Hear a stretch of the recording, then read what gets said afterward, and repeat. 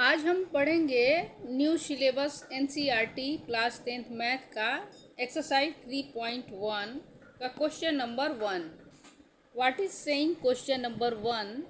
From the pair of linear equation in following problem and find their solution graphically. इसको graphically find करना है, इस problem का solution करना है। तो फर्स्ट में क्या कर रहा है कि 10 स्टूडेंट ऑफ क्लास टेंथ में 10 स्टूडेंट हैं, part in A mathematics quiz में पार्टिसिपेट कर रहे हैं। In the number of girl in 7 more than the number of boy. ठीक है, if the number of girl is 4 more than, लेकिन जितना भी गर्ल्स की नंबर है बॉय के नंबर से 4 ज़्यादा हैं। ठीक है। Find the number of the boys and girl who took part in the quiz. Part find करना है कि कितने बॉय और कितने गर्ल क्विज में हिस्सा लिए हैं। ठीक है, तो देखिए सबसे पहले तो ये इक्वेशन बनता है कि दोनों गर्ल एंड बॉय दोनों को मिला के 10 बच्चे हैं। ठीक है, तो क्या क्या लिखेंगे हम कि फ्रॉम सबसे तो पहले मानेंगे कि let girl number equal to x and boys numbers equal to y। ठीक है, दोनों का नंबर मिला के 10 है, तो x plus y equal to 10 हो गया। ये इक्वेशन फर्स्ट मान लिए।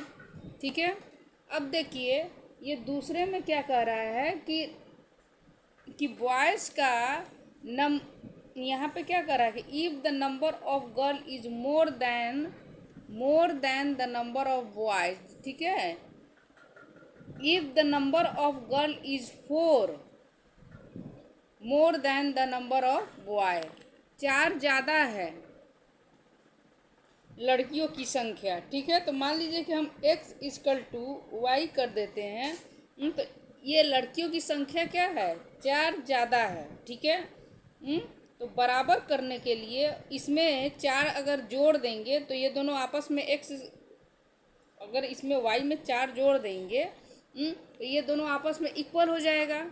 ठीक है, इसको समझने वाली बात है। ठीक है, तो ये क्या कह रहा है कि x और ये वाला प्लस में है, ये y प्लस में इक्वल टू के इधर आएगा तो क्या हो जाएगा, y इक्वल टू यहाँ पे क्या बचेगा 4।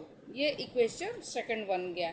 ठीक है, अब 2 इक्वेशन बन गया। इसी में अब ग्राफिकल मेथड क्या होता है आपको हम पिछले इंट्रोडक्शन में बताए हैं। ठीक है, तो यहाँ पे पहले चलते हैं फ्रॉम इक्वेशन फर्स्ट से।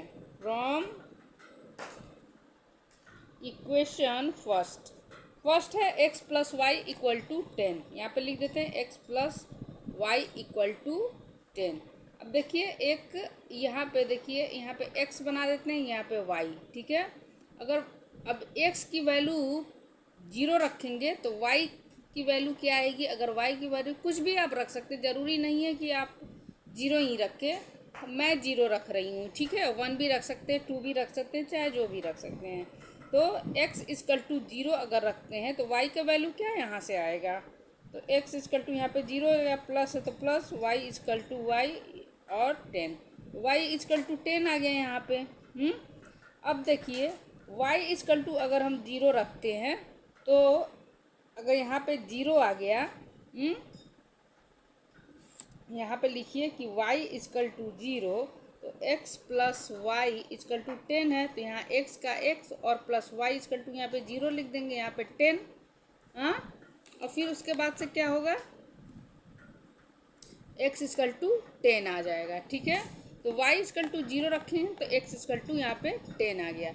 अब इक्वेशन सेकंड पे रखते हैं। ये देखिए इसी से ये है, इसी से ग्राफ हम बनाएंगे। अब देखिए फ्रॉम इक्वेशन सेकंड से यहाँ पे लिख देंगे फ्रॉम इक्वेशन सेकंड। सेकंड क्या है, x minus y equal to 4। अब देखिए एक यहाँ पे x लिख देते हैं, y, ठीक है। यहाँ पे अगर मान लीजिए x की वैल्यू 0 अगर करते हैं तो y की वैल्यू क्या हो जाएगा, y की वैल्यू -4 आ जाएगा। देखिए करके देखते हैं, x minus y equal to 4, x equal to 0 minus y equal to 4, ठीक है। अब देखिए ये माइनस है तो इक्वल टू के इधर आएगा तो यहाँ पे प्लस में हो जाएगा y, ठीक है। और ये प्लस में इक्वल टू के इधर आएगा तो -4 हो जाएगा ना। तो y इक्वल टू क्या हो गया, -4 आ जाएगा। अब देखिए y इक्वल टू अगर हम 0 रखते हैं तो x इक्वल टू 4 आ जाता है। देखिए यहाँ पे पुट करते हैं y इक्वल टू 0, हाँ तो क्या आ जाएगा यहाँ पे, x minus y equal to, यही इक्वेशन है ना। तो x का x, y equal to 0 equal to 4, x equal to क्या हो गया, 4 आ गया, 4। अब देखिए ये दोनों, एक ये है और एक दूसरा ये है, यही दोनों मिल के क्या होगा, यही दोनों मिल के ग्राफ बनेगा, ठीक है। तो देखिए एक ग्राफ ले लीजिएगा आप लोग, हम ऐसे ही रफ में आपको बता दे रहे हैं।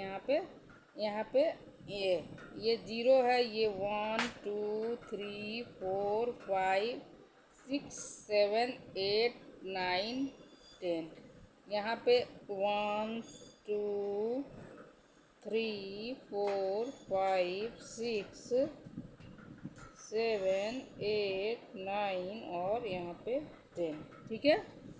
यहाँ भी लिख देते हैं, यहाँ पे ये x एक्सिस है और ये y एक्सिस है ना, ये वाला नीचे वाला y एक्सिस, ये वाला पूरा x एक्सिस हो जाएगा। तो यहाँ पे नीचे वाला क्या होता है, -1, यहाँ पे -2, यहाँ पे -3, यहाँ पे -4, यहाँ पे होगा -1 -2 -3 -4 -5 एंड सो ऑन, आगे चलता जाएगा, ठीक है। अब देखिए यहाँ पे क्या है, x इक्वल टू 0 तो y equal to 10, x equal to x axis पर यहाँ पे ये 0 है और y इक्वल टू यहाँ पे y एक्सिस पर ये 10 है, ठीक है। यहाँ पे क्रॉस करा देंगे। अब देखिए यहाँ पे x इक्वल टू 10 तो y equal to 0, x equal to 10 है और y इक्वल टू यहाँ पे 0 है, तो यहाँ पे कट जाएगा, ठीक है। अब देखिए ये दोनों कहाँ कटा है, यहाँ पे आके ये दोनों लाइन बन रही है ना यहाँ पे, हाँ। अब देखिए ये फ्रॉम इक्वेशन सेकंड पे x इक्वल टू 0 तो y equal to -4, x equal to 0 तो y इक्वल टू -4, यहाँ पे जाएगा, ठीक है। y इक्वल टू -4 ये नीचे जाएगा, ये y लाइन है तो यहाँ पे y होगा, यहाँ पे कटेगा, ठीक है। और x इक्वल टू 4 तो y इक्वल टू 0, ये x इक्वल टू 4 तो y equal to 0, x equal to यहाँ पे 4 है तो y इक्वल टू यहाँ पे 0, ठीक है। ये वाला लाइन हुआ, ये दोनों यहाँ से ये यहाँ पे सीधी लाइन, ये सीधी लाइन गई, ठीक है। तो x एक्सिस पर क्या है, यहाँ पे 7 आ रहा है और ये y पे 3 आ रहा है, इसके सामने 7 और इसके सामने 3, तो ये x की वैल्यू क्या आ जाएगी, यहाँ पे 7 आ जाएगी और y की वैल्यू आ जाएगी यहाँ पे 3, ठीक है। यहाँ पे वैल्यू फाइंड हो जाएगी, यानी कि नंबर ऑफ गर्ल क्या है, 7 है, x की वैल्यू 7 आई है और नंबर ऑफ बॉय कितना है, 3 है, ठीक है। यही है ना यहाँ पे, ठीक है। वीडियो पसंद आया तो लाइक कीजिए, सब्सक्राइब कीजिए एंड अपने ग्रुप में शेयर कीजिए, ठीक है। और क्वेश्चन सेकंड नेक्स्ट वीडियो पे बताएंगे। थैंक यू बच्चों।